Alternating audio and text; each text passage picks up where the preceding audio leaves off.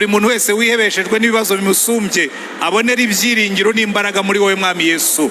Kandi turasenga ngo imbaraga zawe zigendagenda ahantu mwami, kuko haratubwiye ngo umwuka wera naza ngo abantu bose bazemezwa ibyaha n'ibyo gukiranuka. Genda hagati muri twe mwuka wera, kugira ngo buri muntu wese yumve icyo umwami wacu amushakaho, kandi imbaraga zawe zimanukira aha hantu, ukora ibitangaza n'ibimenyetso. Kandi buri muntu wese uri muri iri teraniro mwami Imana ahabwe umugisha. Tuvuze icyubahiro cyawe kuri iri teraniro, tuvuze ubwiza bwawe kuri iri teraniro, ducyashya imyuka y'abadayimoni y'uburyo bwose, duhejeje satani n'abakozi be b'uburyo bwose. Imbaraga zawe zonyine aba arizo zikora umurimo aha hantu, kandi ukora umurimo mwiza uwusohoze, icyubahiro cyawe kigaragara aha hantu, mu izina rya mwami wacu Yesu Kristo, amen, amen.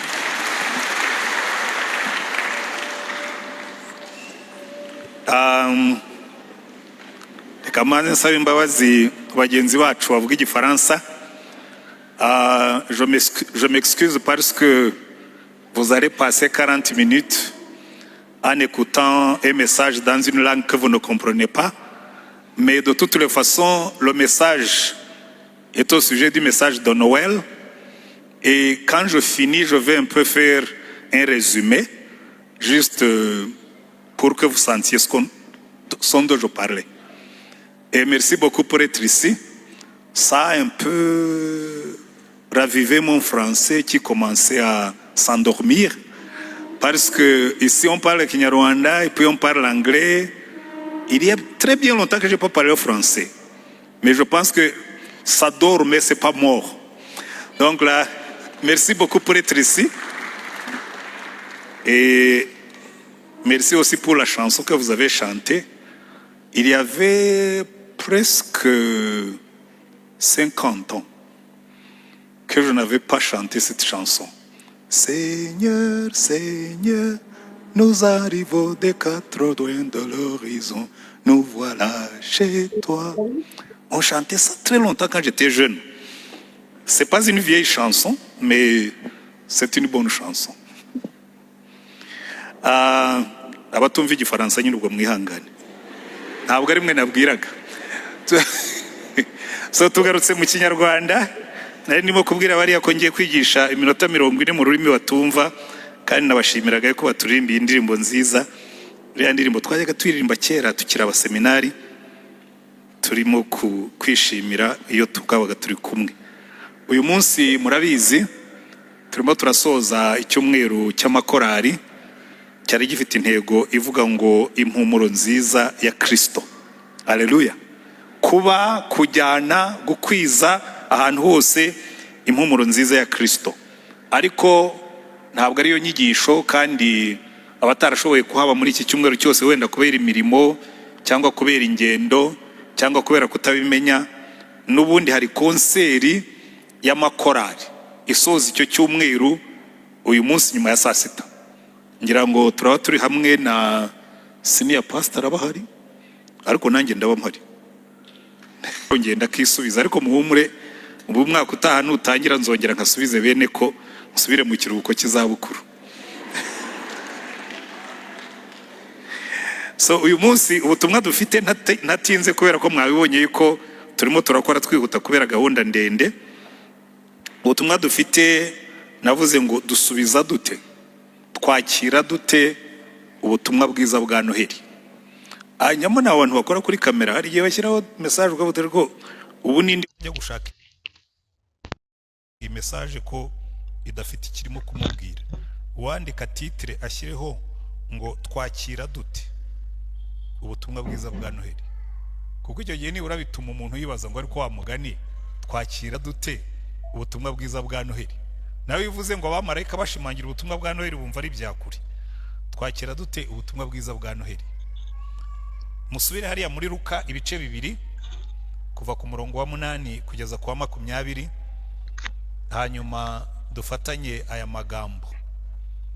Luka ibice 2 umurongo wa 8 kugeza ku wa 20.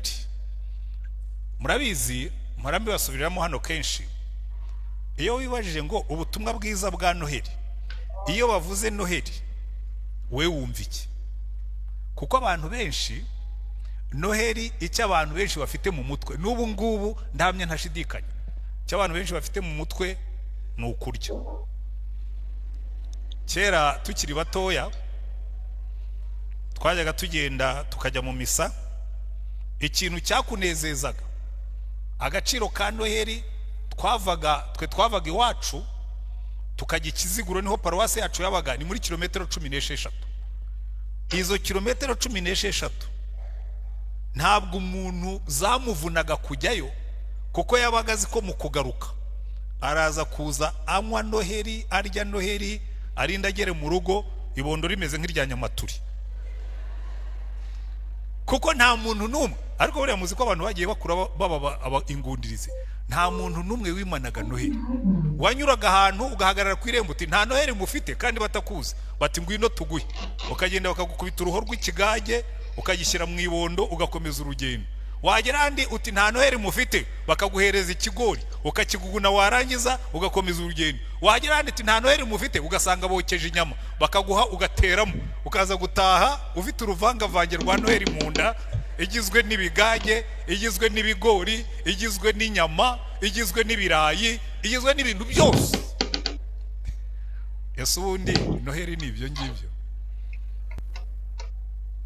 Muri kino gihe hari ibintu twebwe tutajyaga tubona. Nta birugu byabaga muri Noheri wacu mu cyaro.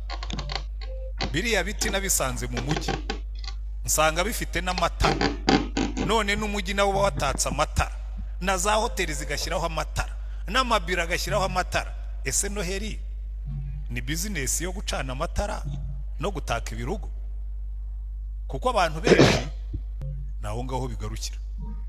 Mpamya ntashidikanya ko ngiye nkabaza abantu bataka umujyi, se niba ari umujyi wa Kigali ushyiraho amatara, niba ari abantu babikora ku giti cyabo. Ariko haraho nagiye mbona nkabona private companies zafashe nk'akarompwe ziragataka zishyiramo n'izina ryabo. Ese Noheri ni igihe cyo kwamamaza ibikorwa by'ibigo byikorera? Noheri ni iki? Ubutumwa bwa Noheri ni ubuhe? Kuko witegereje neza Noheri yahindutse business. Ubu ngubu abateka amaresitora, inkoko za gatoya barazigura ku bwinshi. Utaraguze inkoko ya Noheri bikaba bigejeje ku cyumweru utarayibona, ejo nujya ku isoko ndakurahiye inkoko uzayigura biguhenze, aho kugira ngo uyirire mu rugo. Nakugira inama yo kujya kuyirya muri restaurant, kuko bamaze kuzigura. N'ihene zaragiye, uzasanga ihene yaguraga ibihumbi 40 ubiragura 80. Kubera iki? Noheri wabaye umunsi wo kurya. Ese Noheri wari umunsi wo kurya? Abandi ubu ngubu kuri Noheri ushaka hotel room, icyumba cya hotel ku Gisenyi, ku Kibuye, ndakurahiye ntacyo ushobora kubona. Ese Noheri no kujya kwisanzura muri hotel? Ndagira ngo mubitekerezeho. Kuri wowe ubutumwa bwiza bwa Noheri ni ubuhe? Iyo umuntu avuze ngo tugiye muri Noheri wumva iki? Reka mbereke muri Bibiliya icyo bishaka kuvuga. Icya mbere kigomba kutubera isomo rikomeye cyane, ubutumwa bwa Noheri ntabwo ari ubw'abacuruzi. Ubutumwa bwa Noheri ntabwo ari ubw'amacompanies. Ubutumwa bwa Noheri bwatangiye bwa mbere umumarayika amanuka mu ijuru asanga ababiri, arababwira ngo mbazaniye ubutumwa bwiza, uyu munsi umukiza yabavukiye. Haleluya. Ariko muzitegereze ubwo butumwa bwa Noheri bw'umukiza yabavukiye bwarangiritse, bwaratokowe, ku buryo kuri Noheri niwo munsi abantu benshi basinda kuruta iyindi minsi yose. Ubu nwanjyana nkinjira iwanyu mu mbere, bamwe divayi za Noheri zamaze kugera mu nzu, wisiki za Noheri niba zitaraza ziri mu nzira, kuko kuri Noheri abantu benshi niwo munsi wo kunywa no gusinda.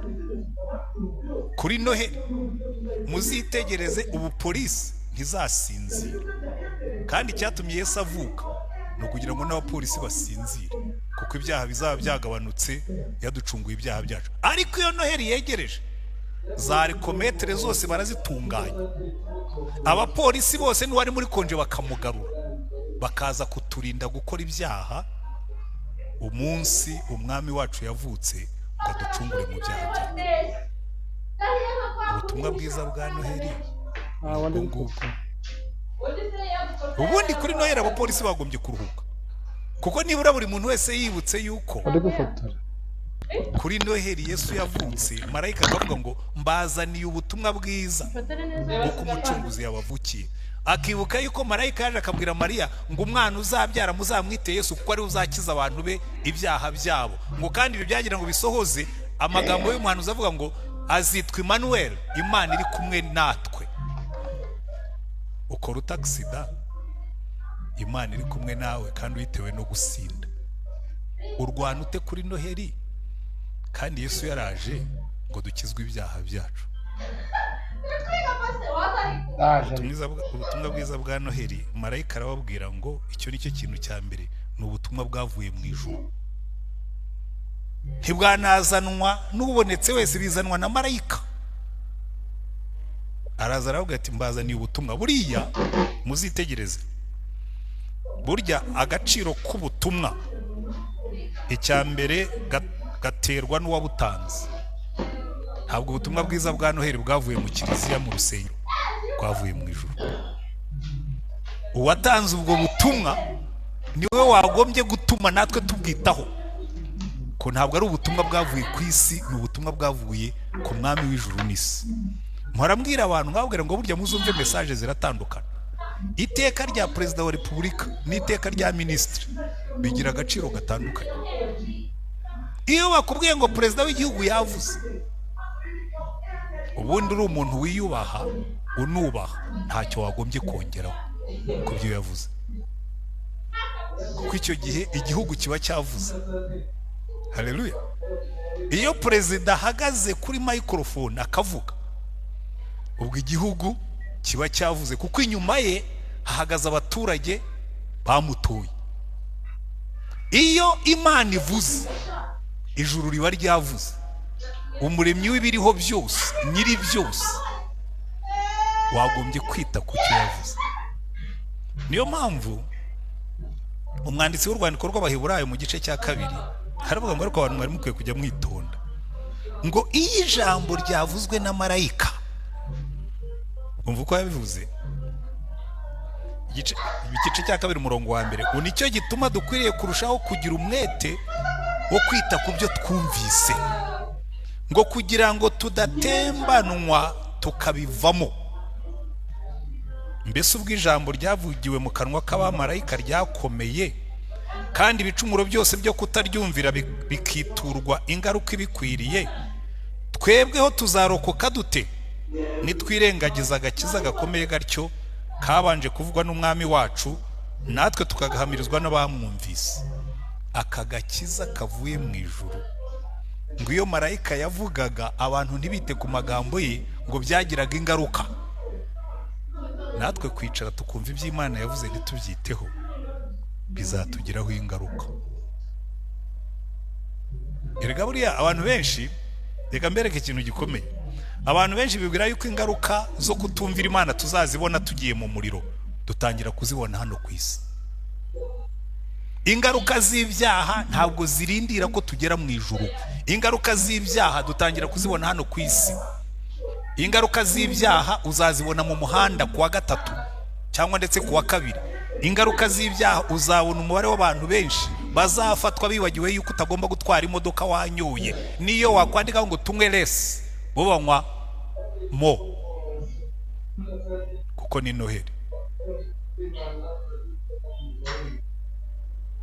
Naratangaye cyane abantu bambwiye ngo bari bwemerewe kuzafungura bukageza mu gitondo muri tunywe less, kuko ari kuri Noheli.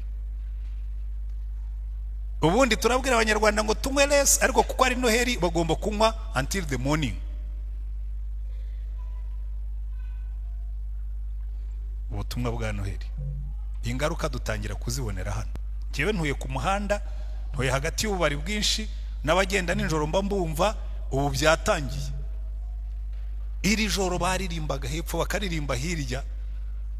Jewe sindi mubavuga ngo urusaku nurujya rumbuza gusinzira niyo wavuze ingoma, ariko iyo nicuye nsanga abantu bakirimo gusakuza. muri tunywe resi. Ntabwo biratangaje ukuntu tunabyandika no ku mihanda, tukandika ngo tunywe resi, twarangiza tukababwira ngo munywe mugeze mu gitondo. Wanywa ute resi kandi wagejeje mu gitondo uhereye nimugoroba kuri Noheli? Jyewe nta kibazo mfitemo niyo banywa bakava mu gitondo bakageza nimugoroba, ariko nibura muri gihe cya Noheli bagombye kwibuka ngo yaje kugira ngo tuve mu byaha byacu, including no kunywa cyane. Yaje kugira ngo tuve mu byaha byacu, harimo no gukora za accident zitari ngombwa. Yaje kugira ngo tuve mu byaha byacu mu gihe cya Noheli na Bonane. Muzabare nibwo domestic violence, abagore bakubitwa n'abagabo dayeri nabo ntibitabaretse. Ese mu gihe cya Noheli nicyo gihe cyo gukubitana? Ese mu gihe cya Noheli nicyo gihe cyo gushwana? Kuko icyazanye Yesu, abamarayika bararirimbye baravuga ngo mu ijuru icyubahiro kibi cy'Imana, maze ku isi amahoro abe mu bayumvira. Haleluya! Mu ijuru icyubahiro kibi cy'Imana, ariko ku isi amahoro. Nimusoma neza hari handitse amahoro, murasanga handitse ngo urukundo rube mu bayumvira. Kuko ubundi shalom y'Imana, amahoro, aba arimo ibintu byose twifuza. Ariko se nibyo tubona, nibyo duhana kuri Noheli? Ndagira ngo wowe wicayemo hano icyo kibazo ukibaze, bibaze ngo ariko kuri jyewe ubutumwa bwa Noheli buvuga iki? Ese ni umunsi wo kurya no kunywa? Ariko nibura ubigerageze hagati yaha n'icyo gihe, uzabe washyize ubuzima bwawe ku murongo ku buryo Imana ikwishimira. Reka rero twumve icyo marayika yashakaga kubwira aba bantu.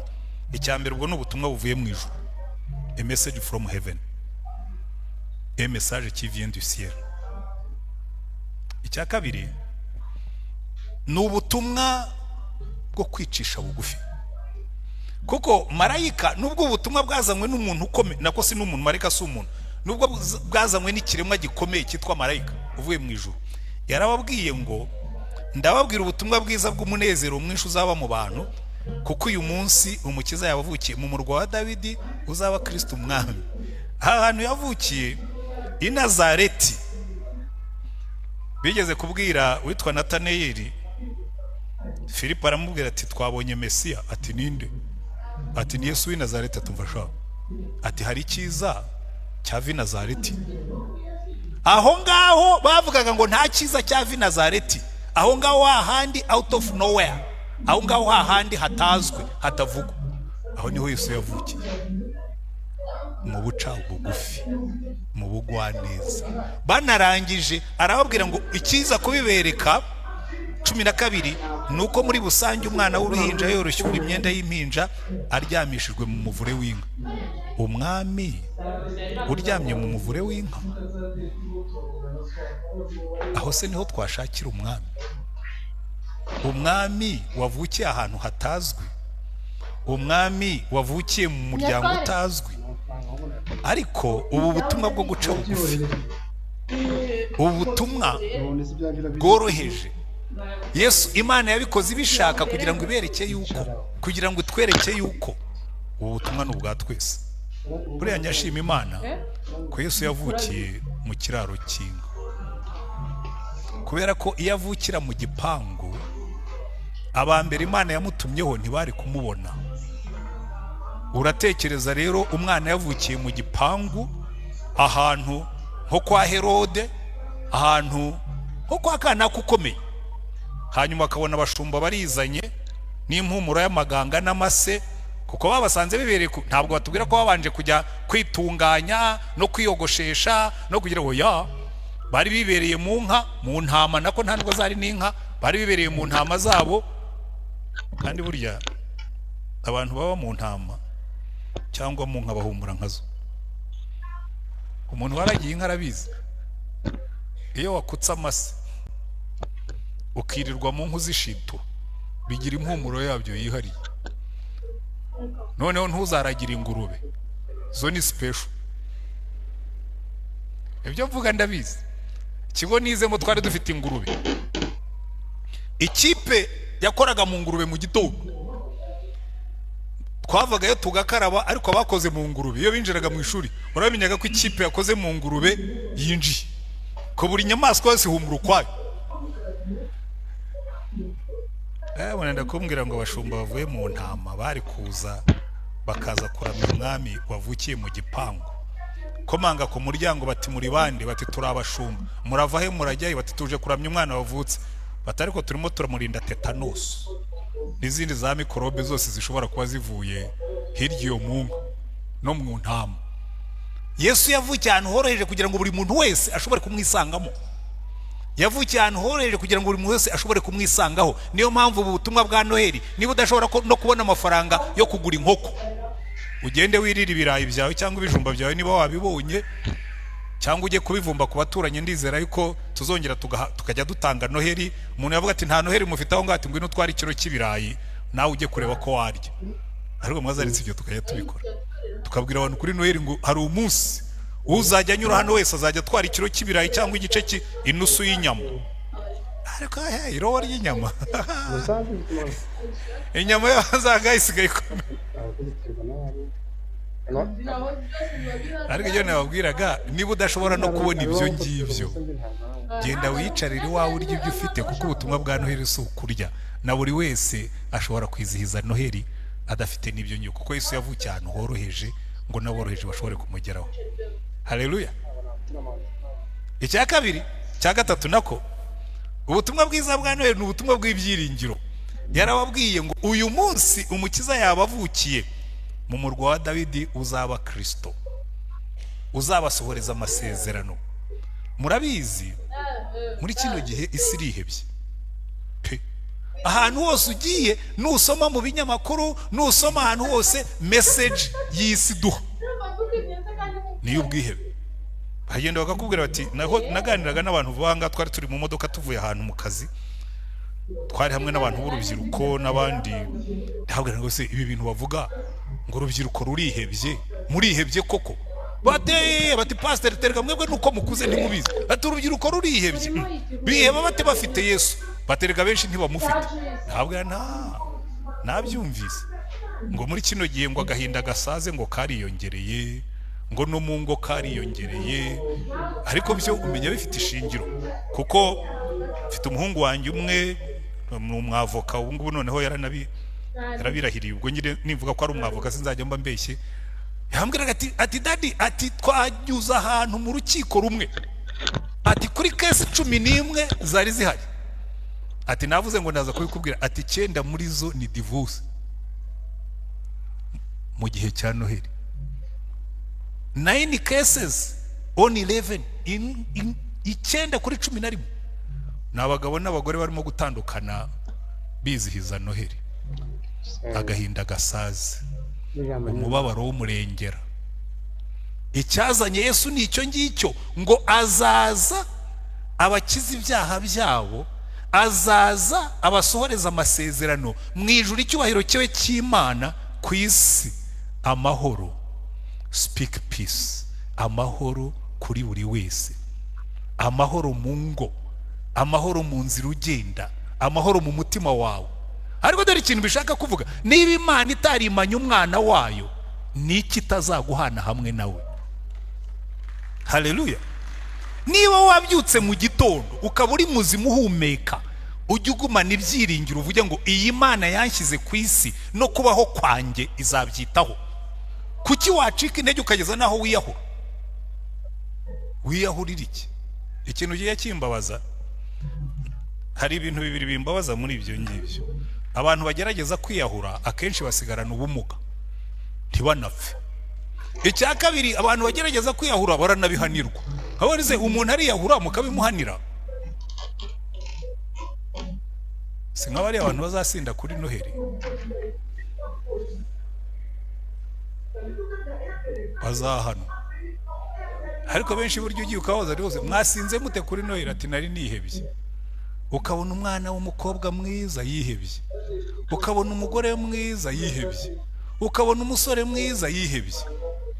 Iyo atiyahuje urumogi yahuza inzoga, iyo atiyahuje ibyo yahuza umugozi, ariko bariyahura. kandi Yesu yaraje ngo tuve mu bwihebe. Ubwo nibwo butumwa bwa Noheli. Ntuziyahure Yesu yaragupfiriye, ntuziyahure Yesu yarakuvukiye. Yaje ngo abe Kristo, akwibutse ko Imana igufitiye amasezerano, Imana igushyira ku isi. Umuntu wegeze kumbwira ngo ariko buriya ngo Imana ntiyananiwe inshingano zayo, kuko mutubwira ngo Imana ni data, ngo tukaba tubona ngo itarimo gukora inshingano zayo nk'umubyeyi. Ndavuga nti Imana ntiryari tazikoze. Ubuse wabyutse uhumeka umwuka waguze, inshingano zayo yazikoze. Ahubwo dore ikibazo aho kiba, twebwe Imana turayita. Twaricaye turaganira ngo ati buri bintu Imana itarataye inshingano. Ndavuga ntoya, ahubwo reka ngubwire uko byagenze.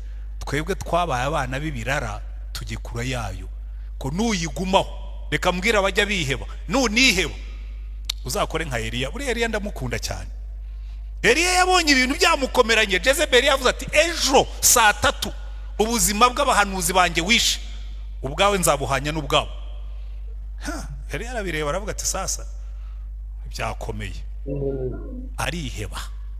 Ariko yihebye ngo afata urugendo Horebu ku musozi w'Imana, asanga Imana niho imutegerereje. Arabanza yicara munsi y'igiti cy'umurotemu kuko yari ananiwe. Marayika aramusanga aramubwira ati Eliya kanguka urye. Ngo yari afitaga ibiryo yatetse ku makara ngo n'agacuma k'amazi. Eliya yarabyutse arabirya, arangije amazi arayanywa, habe no gushima Imana arasinzira. Marayika aravuga ati sawa, ubwo urimo kugarukamo imbaraga ihanganeho gato. Ngo abyutse Marayika aramubwira ati Eliya urugendo ruracyari rurerure, ongera urye. Ararya ngo abona imbaraga, ngo agenda iminsi 40 agera Horebu, asanga Imana yicayeyo. Uzi burya Imana ukuntu igira neza, iramubaza ngo Eliya urakora iki hano? Urakora iki hano mu buvumo? Urakora iki hano mu gahinda? Urakora iki hano mu bwihebe? Urakora iki hano? Ati nagize ishyaka ry'umurimo wawe, bisha abahanuzi bawe, nigiye usigaye, none nanjye barangenza ngo banyice. Ati subiza iyo wavuye, nzaba ndi kumwe nawe. Simple. Ntabwo Imana yari yishe Jezebeli wamuhigaga, ntabwo yamubwiye ngo ndica Ahabu wamuhigaga, yaramubwiye ngo we subiza iyo wavuye, ugende wimike Elisa mwene Shafati wa Berimehora, abo muhanuzi mu kimbo cyawe, wagira ngo bamwambuye akazi. Ugende ujye i Damasiko wimike Hazayeli abo umwami wawe, ujye Samariya wimikeyeho. Abo Hazayeli atazicayeho azabagukiza, abo yeho atazagukiza Elisa azabagukiza, hanyuma asubira mu kazi. Elisa yasubiye, Eliya nako yasubiye. Ntabwo yarahawe ibiryo, ntabwo bari bakuyeho icyamuteraga ubwoba, icyo Imana yamuhaye. Yamubwiye ngo nzaba ndi kumwe nawe, subirayo. Haleluya. Rero icyo Yesu yaje gukora, niyo mpamvu umuhanuzi yavuze ngo muzamwite. Marayika yaramubwiye ngo muzamwite Yesu kuko ari uzakiza abantu ibyaha byabo. Noneho hepfo muri Luka baravuga ngo kugira ngo ibyo umuhanuzi yavuze bisohore, ngo azitwa Emmanuel, Imana iri kumwe natwe. Iyo niyo message ya Christmas. Ubwo nibwo butumwa bwa Noheli, Imana iri kumwe natwe. Utangira ubigira ibya. Rega ikibazo dufite, abantu benshi barabyumva, ubajije abantu utari ko Noheli bivuga iki, ngo nukuvuka kwa Yesu. Kuvuka kwa Yesu se bivuga iki mu buzima bwawe? Ntabwo mbizi. Abantu benshi nuko bameze nka mu 2003 habayeho imbabazi za Perezida wa Repubulika, bababarira abantu bamwe barafungurwa. Mu bafunguwe muri bo harimo n'inzererezi z'abamayibobo. Noneho tubajyana mu ngando yo kubamenyereza no kubategurira gusubira mu bandi. Noneho umusaza umwe, si ngombwa ko mbabwira izina rye, araza bigisha amateka y'u Rwanda kuko byari muri gahunda tugomba kwigisha abantu, n'ubu biracyariho. Arabigisha pe, nanjye ndavuga ni umusaza koko amateka arayazi. Arangije rero babaza abantu ukuntu babyakiriye, babaza akana kamwe k'akamayibobo, karatumva uriya musaza namurebye mbona amateka y'iki gihugu yarayakamiritse, yarayacengeye pe, yarayamize. Atariko jewe igifu cyanjye cyananiwe kuyasya. Rero abantu benshi nuko bameze, ubabwira ubutumwa bwiza bakavuga atari ko pastori yigisha neza, we atarigisha tugafashwa. Hanyuma byarangiza wagera hanze ukamwese ko wafashijwe, nkaho mbona nta cyahindutse, igifu cyananiwe kuyasya. Yarwaye intumbyi yo mu mwuka. abantu benshi bafite information. Ushobora kubabaza aho Yesu yavukiye bakahakubwira, ushobora kubabwira icyo marayika yamuvuzeho bakakikubwira, ushobora kukubwira uwategekaga icyo gihe bakamukubwira. Amakuru barayafite kuva muri Sunday school, ariko igifu cyananiwe kuyasya ngo bayashyire mu buzima bwabo, bamenye ko icyazanya Yesu ari ukuduha ibyiringiro. Imana iri kumwe natwe, Imana mugendana. Mbabwiriza ukuri, bariya abantu bose biheba, bariya abantu bose bajya mu byaha, ntabwo bigeze basobanukirwa ubutumwa bwa Noheli bw'Imana iri kumwe natwe. Amina. Reka mbereke uko bikora. Iyo ugendana na Yesu, nzajya mbibasubiriramo hano, kuko buryo uko usubira mu bintu niko abantu bamwe bagenda barushaho kubyumva.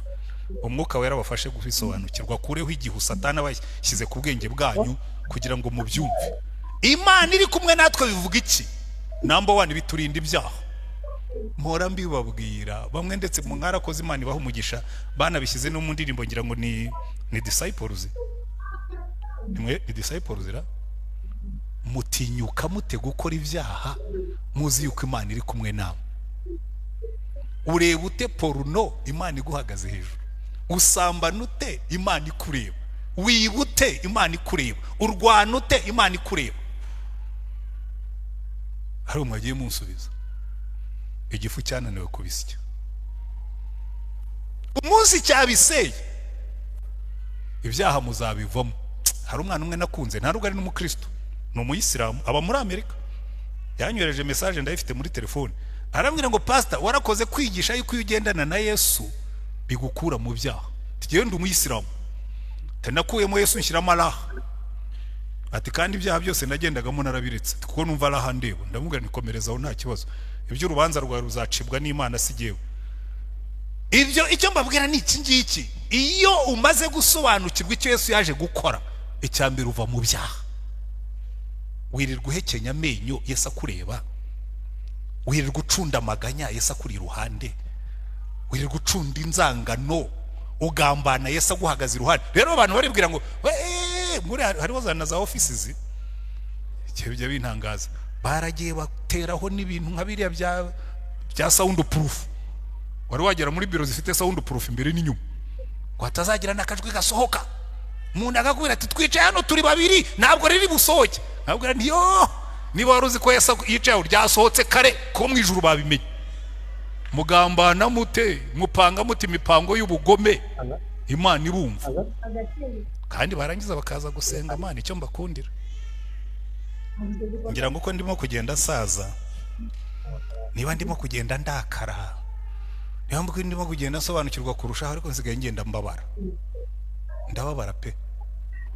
Hari n'igihe numva narira, ukicara ukabona umuntu yambaye ikanzu nk'iyi yanjye, watekereza ibyo dukora dusohotse ku gatuti, kavuga ati ariko se buriya bo igifu nticyananiwe kubisya. Umuntu ukorera umwami w'abami wamupfiriye anavuga akamubwira abandi, atinyuka ate